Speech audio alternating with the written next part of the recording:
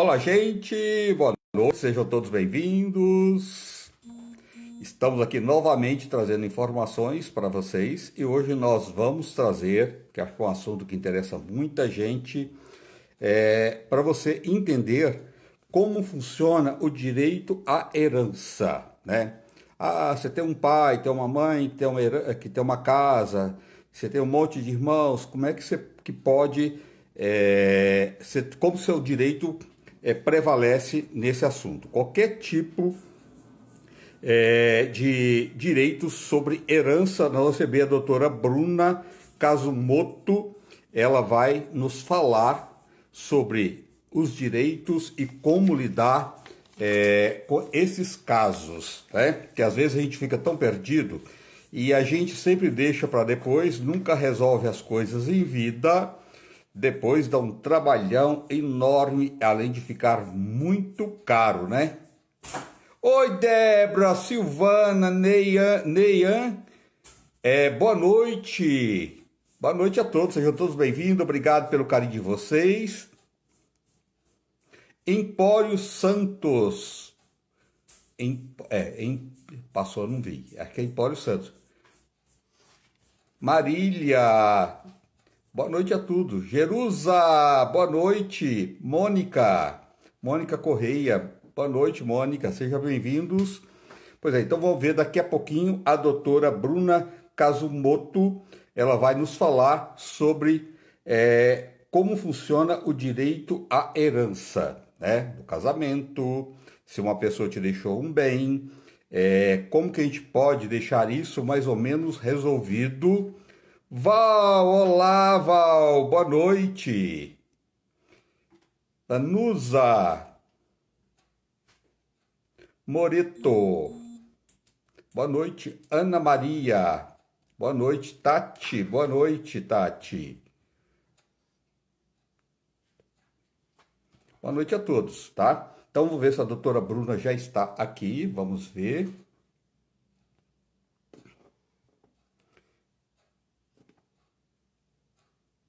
Martim Sol, boa noite a todos, sejam todos bem-vindos. Mábia, não, a doutora ainda não entrou, né? Pois é, eu acho que os direitos, a gente tem que, na vida, a gente tem que estar por dentro de todos os assuntos. Por isso que a nossa proposta aqui é sempre trazer pessoas que possam acrescentar e nos trazer informações. Eu acho que uma pessoa bem informada, sempre a gente aprende a lidar melhor com todas as situações. Infelizmente, a gente tem que saber que um dia tudo pode acontecer e muita gente tem uma terrível dor de cabeça porque não resolve as coisas e vai empurrando e depois causa tantas brigas, tanta desavença e às vezes desnecessário, né? Então vamos ver se a doutora Bruna Casumoto pode nos orientar sobre como funciona o direito à herança, né? Tem direito mesmo? Será como a gente pode fazer? Até que ponto, se você recebe um bem de herança, se o seu companheiro, a sua companheira, ela tem direito a esse bem? Tá, vamos saber dela tudo isso e não tem ninguém melhor para nos informar, porque ela trabalha com esse assunto, que é a doutora Bruna Casumoto. Vamos ver se a doutora Bruna já está aqui.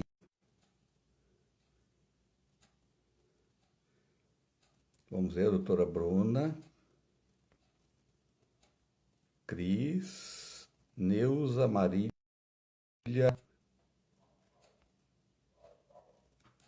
Vanderci, ainda não, tá.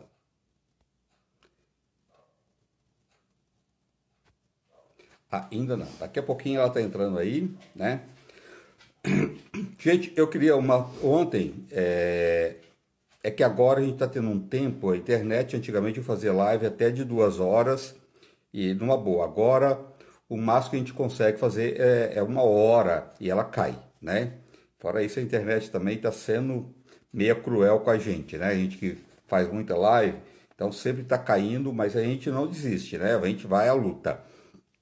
Ontem me perguntaram, deixa eu até pegar aqui, só um minutinho, que a pessoa já está aqui, que eu já vi o nome dela. Me pediu um creme para melasma. Tá? Ela falou, não esquece de mim. Mas é assim, gente, às vezes eu estou num assunto e às vezes não tem como parar a pessoa que eu trago para o nosso bate-papo, então não tem como parar. Mas qualquer coisa que vocês precisar, qualquer tratamento natural, se você tiver dúvida, que eu não consegui responder aqui, você pode mandar o WhatsApp para a Natureza Equilíbrio, eles passam para mim, é o 011 99162 9753. 011 99162 9753, tá? Para melasma, manchas escuras. Vamos lá. Um creminho que você vai misturar e vai usar 3 vezes por dia nas manchas escuras. É demorado? É. Não acaba fácil? Não, tá? Mas não desiste não. Esse aqui é um tratamento maravilhoso que dá um bom resultado. Você vai comprar 60 gramas de creme de mamacadela, esse nome mesmo. 60 gramas de creme de mamacadela. 60 gramas de creme de aloe vera. 50 gramas de creme de própolis. 50 gramas de creme de melitina. Deixa eu acender aqui. Opa, deixa eu ver aqui. Ué, a luz não está segurando? Deixa eu ver. 50 gramas de creme de melitina e 30 ml de óleo de alecrim. Mistura todos esses cremes e vai usar no rosto e nas manchas limpa, lava com sabonete, preferência sabonete líquido, de manhã e à noite até desaparecer totalmente. Vou repetir. Para melasmas, manchas escuras na pele, no rosto, no pescoço ou qualquer parte do corpo. 60 gramas de creme de mamacadela. 60 gramas de creme de aloe vera. 50 gramas de creme de própolis. 50 gramas de creme de melitina. 30 ml de óleo de alecrim. Só misturar, não precisa colocar na geladeira. Usa na parte afetada, onde tem as manchas, de manhã e à noite, fazendo massagem circular, tá bom? E uma coisa também que é legal você fazer pelo menos assim, uma vez por semana, pegar 2 colheres de açúcar cristal, 1 colher de sopa de mel, misturar, fazer uma pastinha e fazer massagem circular. Isso você pode usar na pele toda, do rosto, do pescoço, para tirar as células mortas. Não esfrega muito não para não machucar, tá? Fazer massagem circular com açúcar e mel, fazendo uma pastinha para tirar as células mortas, e pode usar também nas manchas e usar este creme diariamente. Vamos ver se a doutora já está aqui. Se ela não estiver ainda, a gente continua com o nosso bate-papo e depois a gente volta para ver se ela já está aqui. Vamos ver aqui se a doutora já está aqui. Gláucia. Maria Ribeiro, Eva Leite. Cadê ela? Deixa eu ver, cadê ela? A doutora Bruna. Mônica Costa.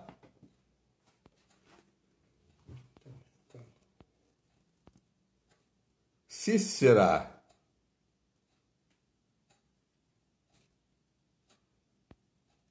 Ainda não chegou, não veio. Ainda não entrou, não veio não entrou, né? Tá entrando em contato com ela para ver se ela vai entrar. Agora também me pediram creme para cansaço nas pernas, rachaduras nos pés. Sabe aquela... além de ter muita dor nas pernas, aquele desconforto, e nesse momento agora, as pernas, os pés muito rachado, esse creme aqui é maravilhoso. Tem pessoas, uma pessoa me falou ontem pedindo, André, eu quero um creme para os pés ressecados, meus chegam a trincar e até sangrar. Da minha mãe, pior ainda, né? Precisa tomar água, viu? A pele precisa de hidratar e tomar água também, bastante água.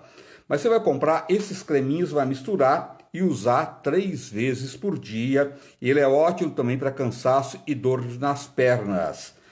130 gramas de creme de ureia, 100 gramas de creme de aroeira com barbatimão, 150 gramas de creme de castanha da Índia, 200 gramas de creme de sebo de carneiro. Não tem cheiro ruim, tá? É ao contrário, tem um cheiro muito agradável.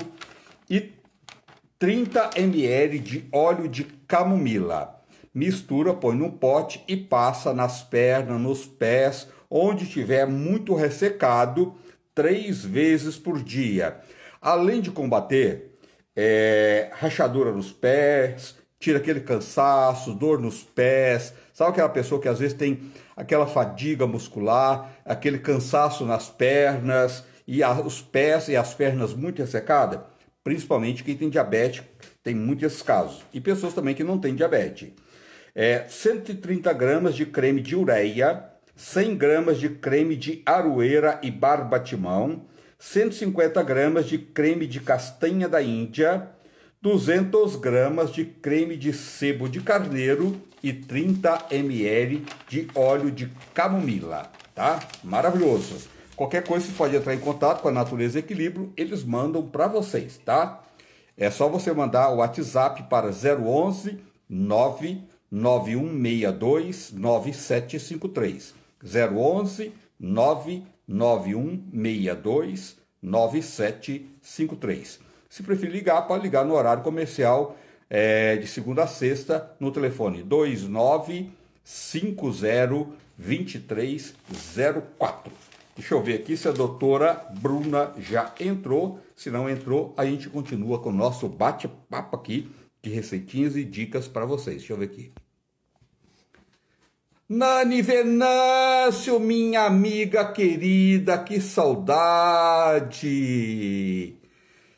Gilberto, deixa eu ver aqui se ela já entrou. Eva, nossa, tanta gente. Obrigado, gente, boa noite. Obrigado pelo carinho de vocês. Sejam todos bem-vindos.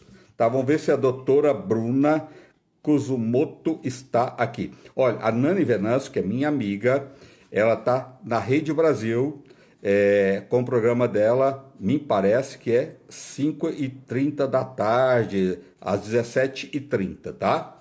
Lá, a Nani, acompanhando nas redes sociais aí, uma amiga querida e um programa de variedades maravilhoso. Vamos ver a doutora Bruna, deixa eu ver aqui se ela já entrou. A doutora Bruna tá vindo a pé, tá devagar. Ah, tá com outro nome? Rose, Neuza, vamos ver. Tá, vamos ver. Gente, boa noite. Cícera, boa noite, Cícera. Mari Mendes. Ah, tá aqui a doutora Bruna.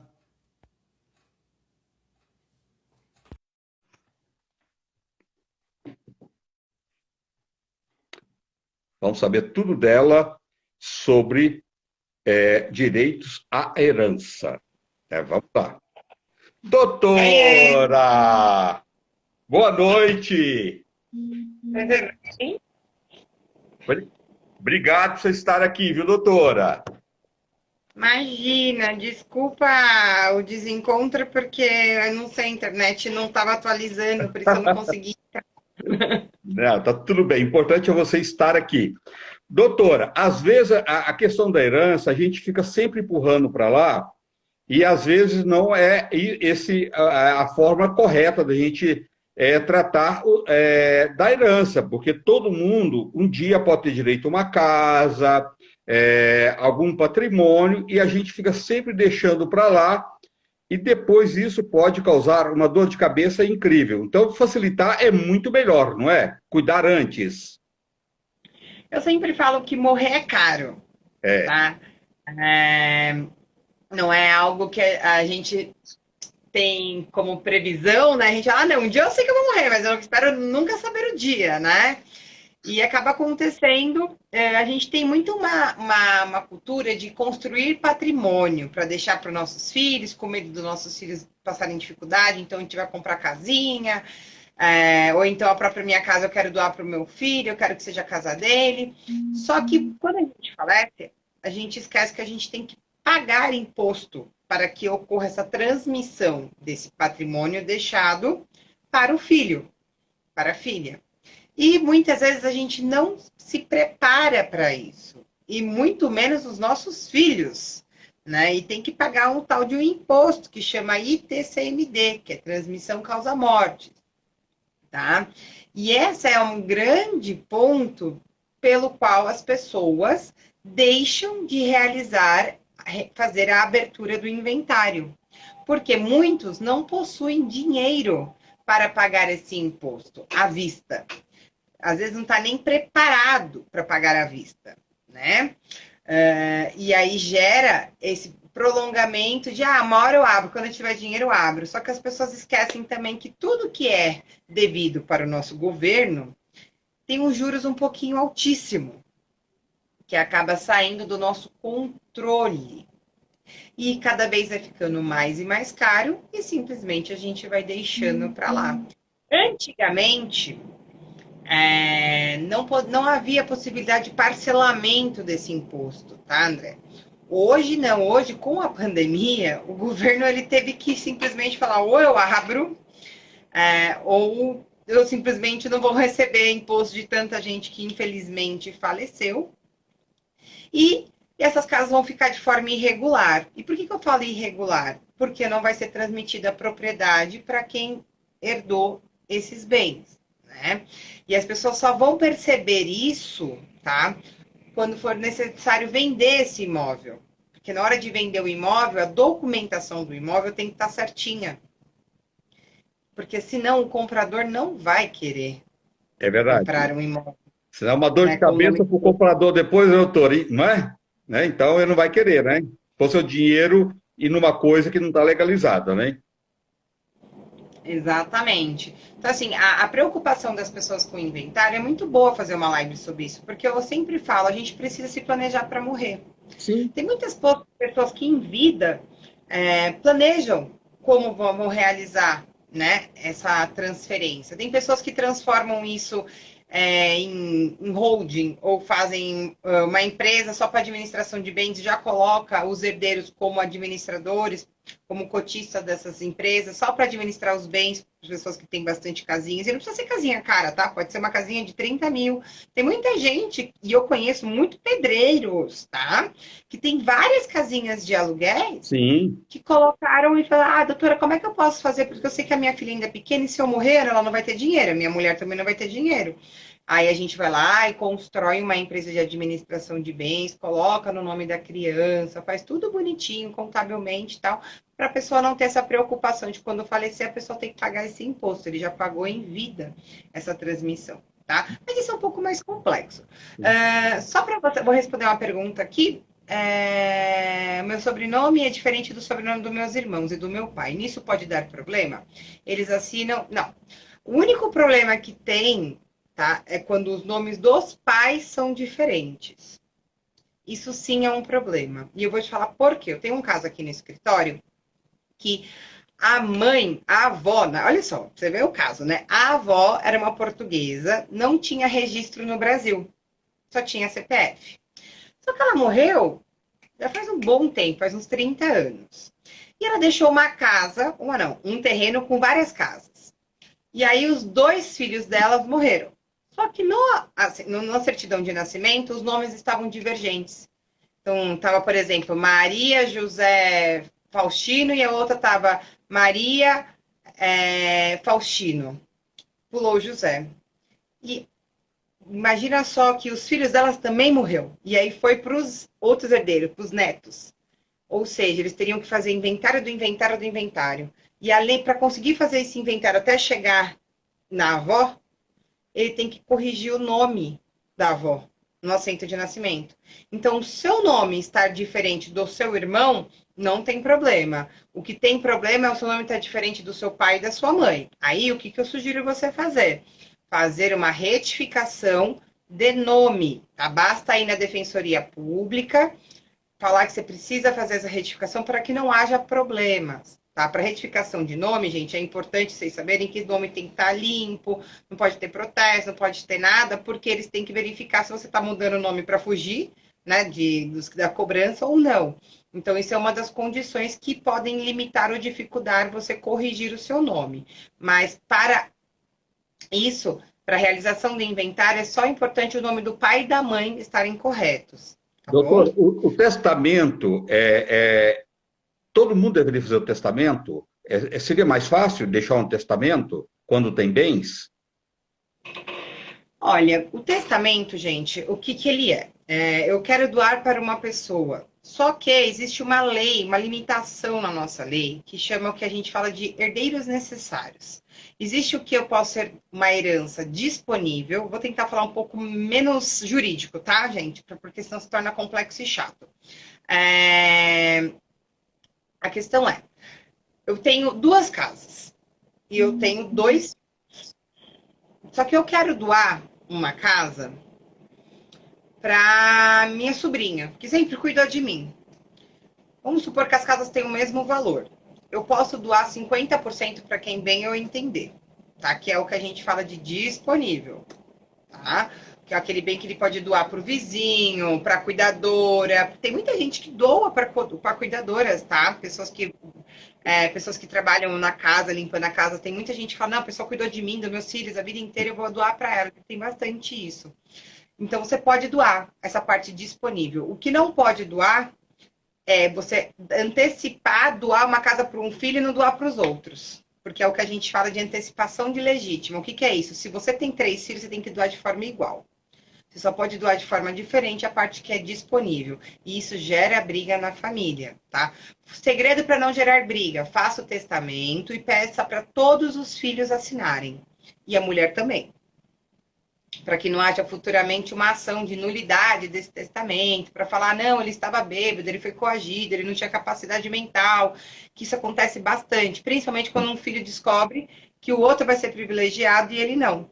Tá. E aí começa aquela guerra na família que acaba toda o que se chamam de família, né? Depois da morte, tudo se destrói, literalmente, até... Muda tudo. A amizade já era, a maioria, não estou falando que era uma regra, né? Mas muda muito. Doutora, e filho fora do casamento? Eles têm direito a essa herança? O filho fora de casamento, gente, antigamente não era considerado filho, né? Não era considerado uma pessoa da família. Hoje não. Filho fora do casamento tem o seu DNA, é filho. Se ele é filho do pai, vai herdar tanto quanto os outros, tá? A única diferença que tem é que se a mãe, vamos supor, tem o João, que é o João e a Maria. São filhos de pais iguais, mas de mães diferentes. Se a mãe dela morrer, ele não tem nada a ver com isso, porque é o pai só que comunica, só o pai que é igual, tá? Agora, se a mãe morrer e o pai morrer, aí sim só vai ter direito a metade do que o pai tem direito. O resto, 50%. não. Doutor, outra coisa, tem a Vilma de Souza, aqui do Tucuruvi, que ela faz uma pergunta aqui que eu achei muito interessante.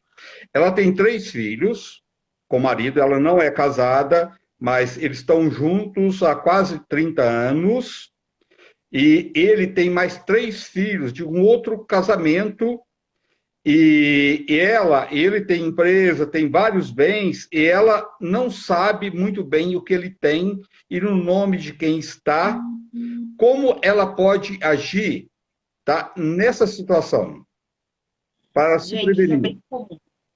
E eu vou te falar como é muito comum, e sabe qual é a pior forma que as mulheres descobrem? Eu tenho um caso aqui no escritório que o homem tinha 2 famílias. E ele era caminhoneiro e acabou tendo essas 2 famílias. E ele construiu um patrimônio. Ele deixou uma casa para a família aqui de São Paulo e da família de Minas ele deixou 3 casas, uma fazenda e tudo mais. A pessoa não tem noção. né? Como descobrir isso? Só que ela só descobre na hora que falece, porque na hora de velar o corpo, vem a família de um lado, a família de outro, e fala, meu Deus, quem é você? Fala, não, mas eu sou a esposa. E aí começa aquele barraco, caso de famílias surreal na hora de um velório. Então, o que eu sempre para todas as mulheres, gente? Tem muita mulher que fala assim para mim, ai, doutora, se eu pedir, ele vai achar que eu sou interesseira. Se eu perguntar, ele pode se ofender. Gente, a partir do momento que a gente está num casamento, a gente tem que simplesmente ter a transparência e a honestidade entre o casal. Então, cabe sim você perguntar para o seu marido quais são os bens, como está a empresa, em nome de quem está a empresa. Porque é o seguinte, vale uma alerta para as mulheres, tá? Se vocês são casados com comunhão parcial de bens ou comunhão universal de bens, vocês estão beneficiando do fruto que essa empresa dá, por exemplo. Se essa empresa tiver uma ação trabalhista e não tiver bens nenhum, ele vai pegar e ir para o nome do seu marido, para o nome da pessoa física. E na ação trabalhista, como regra, ele vai tentar pegar alguma coisa da esposa. Ou seja, vamos supor que você tem duas casas. Ah, mas é metade minha, não tem nada a ver com essa dívida. Mas você usufruiu. E aí vai ter que entrar com ação para poder se defender. Então tomei muito cuidado com essas coisas da palavra eu não sabia. Tá? O direito não protege quem dorme. Então, o que eu sempre sugiro, eu quero seu imposto de renda. Ah, não, deixa que eu faço com o meu contador. Não, você pode fazer, mas eu quero o imposto de renda, eu quero ter cópia do imposto de renda. É muito importante isso. Se o marido não estiver dando, você tem que começar a rever os seus conceitos. Por quê? Porque, infelizmente, na hora que falecer, você não sabe o tamanho do problema que você vai ter ou não. Pode ser que na hora você não tenha mais nada, ou pode ser que na hora você descubra que você, por exemplo, tem uma empresa para herdar e tem que pagar ou assumir essa empresa, tem dívidas e tudo mais, porque as dívidas também se comunicam e também se herdam a partir do momento que eu também estou herdando bens, né, lucros, dinheiro. Lógico que é na medida do que você herda, mas se herda. Tá? Então tem que tomar Doutora, cuidado, que eu sempre falo, conversem com os seus maridos. Tem muita gente que vem fazer divórcio que se aplica a mesma coisa para herança, tá? Que fala, ai, doutor, eu sei que ele tem investimento, mas eu nunca vi. Eu sei que ele tem uma casa em algum lugar, mas não sei se comprou antes ou depois. E aí você tem que começar a investigar a vida do seu marido. E nesse momento é o momento que você está fragilizada, que geralmente vocês já estão em pé de guerra, e a mesma coisa é a morte. Na hora que você perde um ente querido, você está fragilizado, você não tem nem energia para isso. tá, E mas você tem 60 dias, né, para correr atrás. Então, assim, gente, conversem, porque caso contrário, vai ter que procurar um advogado para fazer a pesquisa de bens do seu marido, para poder relatar, entrar com o inventário e falar, não sei se você tem patrimônio ou não, vou pedir uma pesquisa para a Receita Federal, um ofício para a Receita Federal, um ofício para registro de imóvel, para o Detran, para ver se tem carro ou não. E aí é mais tempo, mais demora e mais dinheiro. pois é, mas é muito bom e deveria ser assim. Todo companheiro deveria compartilhar com a companheira e vice-versa também, porque tem mulheres executivas também, né? Nesse caso, não é só homens, não, mas os homens são a maioria. Essa transparência seria super legal e necessária num companheirismo. Mas a realidade não é bem essa, né, doutora? A gente sabe que um monte de homens esconde o que tem da mulher, e se esse homem vir falecer e tiver tudo passado no nome dos filhos atuais e dos filhos do outro casamento, e essa mulher, como é que ela fica? Então, a grande ponto vai ter que ser aberto uma investigação desse. Primeiro vai ter que descobrir esse patrimônio. Então, descobrir que as casas foram passadas para os filhos da outra. Aí vai ter que entrar com uma ação anulatória para poder anular essa doação, essa transmissão para esses filhos, porque tirou-se o direito dos outros filhos, né?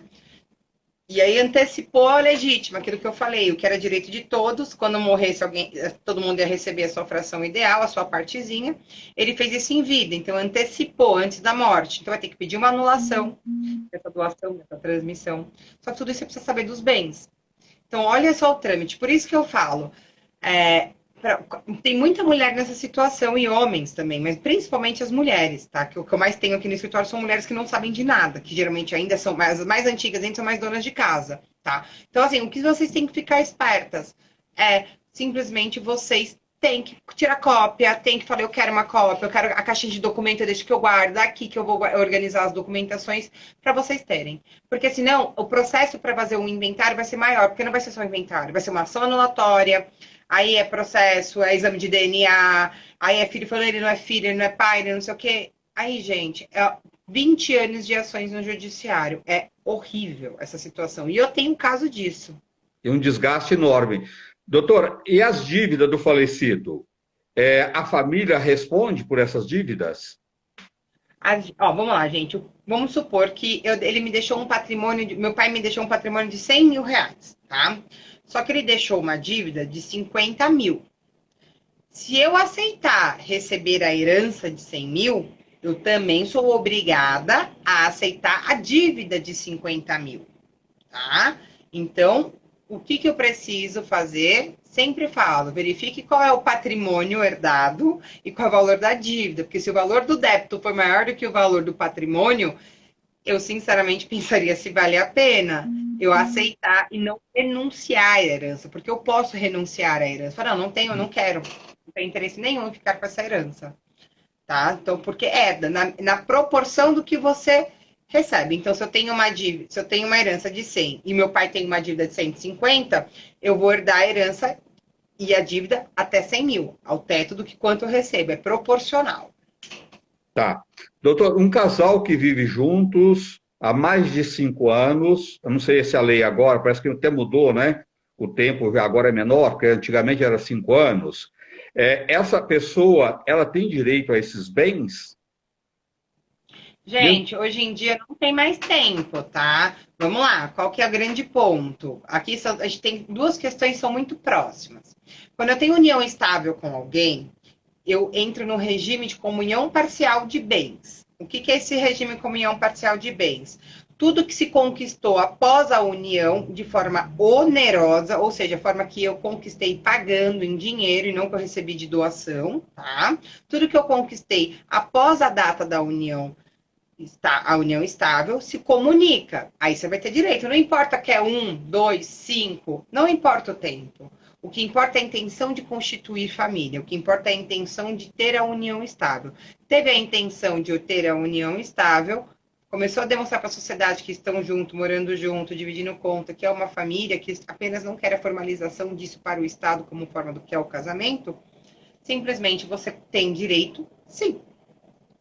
Doutor, e quem para quem é transmitido o patrimônio no caso de ausências dos herdeiros? Tá, vamos lá. Ausência de herdeiros quer dizer filhos, pais, tá? Porque a gente também tem os herdeiros, não só os filhos. Tem muita gente, ainda mais hoje está muito comum, né? Não terem mais filhos. E aí se transmite para quem? Se transmite para os pais, tá? Para os ascendentes. Então, pai, mãe se comunicam também.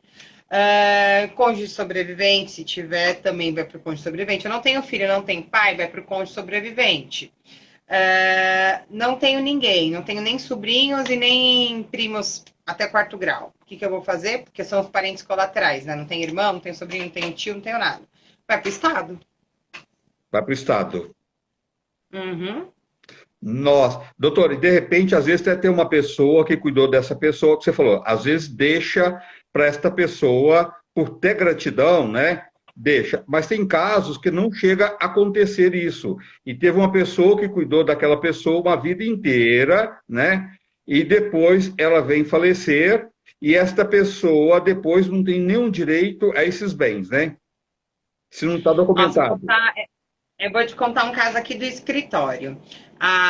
Um dos filhos sempre cuidou da mãe. Sempre. Tá? O filho tem 50 anos, a mãe, sei lá, faleceu com 70 e poucos. Ele cuidou a vida inteira, não casou, viveu para cuidar da mãe. A mãe teve um AVC, então ele não trabalhava, ele só vivia da aposentadoria da mãe. A mãe faleceu. Ele tinha um irmão, tá? O irmão morava lá em Campinas, nesse caso. Ele virou o irmão de Campinas e falou, olha, ou você compra a minha parte ou a gente vai vender a casa. E aí ele me ligou indignado, porque ele falou, Bruna, mas eu cuidei da minha mãe. Eu não trabalhava, eu não tenho nem para onde ir. Como é que eu vou comprar a parte dele? Eu não tenho para onde ir, eu não tenho nem como me sustentar. E aí infelizmente, o que a gente entende de moral, né, seria justo, moralmente seria o justo. A pessoa que cuidou, se desgastou, ter um mínimo um pouco mais de vantagem, ou ter o direito de habitação nesse caso, né? Enquanto ele estiver vivo, ficar naquela casa. Mas não é isso que a lei fala. Tá? Infelizmente. Então, aí, nesse caso, seria interessante o testamento. Tá. Podia ter feito isso, é.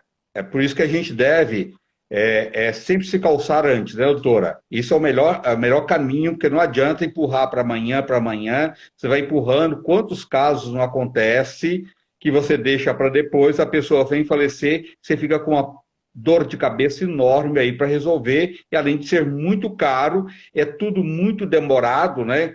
Às vezes tem pessoas que entram na justiça com um processo desse e essa pessoa vem falecer também e não consegue resolver aquela pendência, né, doutora? Exatamente. Exatamente isso. Então, assim, gente, toda vez que você tem bens e a gente tem herdeiro, ou a gente tem, no caso, alguém, por exemplo, que se dedicou a vida inteira para ficar com essa pessoa, a gente tem que olhar para essa situação e, antes de falecer, já fazer um testamento. Sim. E que todos os herdeiros assinem, para que não haja discussão no futuro. Porque eu tenho casos no escritório que o pai faleceu e eles falaram, mas a gente não assinou o testamento. Ele era louco, ele já estava já perdido na vida, ele estava dopado de remédio. E começa aquelas teorias da É, conspiração, né? é verdade. Doutora, filhos adotivos, se a pessoa não tem parentes, ela tem um filho adotivo, que era para ter reconhecido esse filho, não reconheceu, foi levando, adotou uma criança, ela já estava registrada, né? Vamos dizer, pegou um menino de 2 anos de idade, tá? Adotou. E ele não, o casal não tem filho, vieram falecer. Esse filho adotivo, se ele comprovar que ele era um filho de fato, mas não de direito, ele consegue? Adoção brasileira, que a gente chama, né? Que Ah, é aquele caso, por exemplo, ver uma mãe moradora, e tem muito isso aí no Brasil, tá? Uma moradora de rua quer jogar o filho no lixo. Você fala, não, não joga aqui, deixa vou que eu cuidar. fico com a criança, tá? E às vezes acaba. Às vezes a pessoa tem até registro, colocou o registro da mãe X, mas não muda, não faz adoção com os trâmites legais e tudo mais. E aí, na hora, eu tenho um caso, é bom, o que mais tem esses casos também, tá? Isso não é muito incomum, não, gente. Da pessoa também ter sido adotada, porque não foi nem a brasileira, assim, não foi nem que a moradora de rua, a vizinha faleceu, ela falou, deixa que eu cuido, porque não tinha ninguém próximo, não tinha parente, o pai tinha sumido no mundo, a vizinha cuidou a vida inteira. E ela sempre chamou a vizinha de mãe. Tá? Nesse caso não teve conflito. Houve que uma ação de declaração de reconhecimento de maternidade, tive que ingressar com isso para depois incluir ela no inventário como herdeira. Então é possível sim. Vamos supor também outro caso. A pessoa teve a adoção, um trâmite todo legal na justiça, é um filho adotivo, com trâmites legais, com o nome dos pais adotivos, também tem direito. Agora, a pergunta que me fazem é ao contrário. Hum, Doutor, eu fui adotado, descobri quem era o meu pai biológico. Ele é milionário. Eu quero ir atrás da herança. É um caso complexo. é, Muito. Eu tive um caso desse, nossa, foi bem curioso. E eu vou contar assim, mas é bem peculiar, porque se trata, misturou tudo. É, o promotor, no caso, eu trabalhava no Ministério Público, né? Um dos promotores, eram dois promotores que dividiam a vara de família. E um dos promotores, ele era pastor e o outro não. Quando a mãe, a filha veio falar isso, fala assim, não, mas eu descobri, porque eu tô passando fome. Meus pais que me adotaram não têm dinheiro, eles também estão passando fome. E eu descobri que meu pai biológico morreu e ele é milionário, eu quero. Então eu quero cancelar a minha adoção. Olha só. E nossa, eu quero. mas É, isso é cruel também. e aí os dois promotores divergiram exatamente disso. Um falou, mas o que Deus colocou na terra tem que ser vinculado, lá, lá, lá. E o outro falou, não importa o que Deus, o que importa foi que a lei manda. A lei mandou, registrou, ele é o pai, não importa quem foi que fez. E aí começou as guerras. Isso foi caso para ação de anos, tá? Mas não conseguiu sustentar isso no tribunal. Mas é uma coisa que acontece, viu? É verdade. Doutor, o regime de casamento, ele é. Porque, por lei, se uma pessoa vier casar novamente, com separação total de bens, os 50% desses bens, se ele quiser passar alguma coisa para a atual da esposa, ele pode, né? Ou o marido ou a esposa, tanto faz, né? Um deles. Os Tá outros, separa... Vai, desculpa, perdão. casamento com separação total de bens, tá? Aí a pessoa casou pela segunda vez. Esses 50% dos bens, se ele quiser doar para a esposa ou para doar para qualquer outra pessoa, parte desses bens, mesmo com separação total de Gente, bens, então, não. Separação total de bens em vida, cada um faz o que quer do universo, tá, tá? Em vida eu queimo, eu dou, eu leiloo, eu faço qualquer coisa, tá. tá? Se eu quiser, eu quero a minha casa que tá no meu nome, separação, eu quero dar para minha esposa, eu posso dar para minha esposa. Eu Pode dar, quero dar para o vizinho, eu posso, à mas, vontade. mas ele pode dar totalmente os 100%?